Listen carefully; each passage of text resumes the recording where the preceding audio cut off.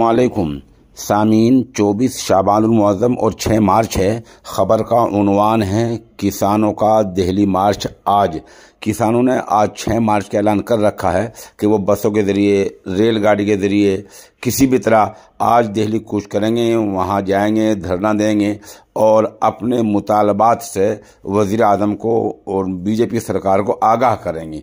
Main मुतालबा ये है, अहम मांग किसानों की ये है कि फसल की जो बुनियादी लागत होती है MSP, उसको कानून की शक्ल दे दी जाए।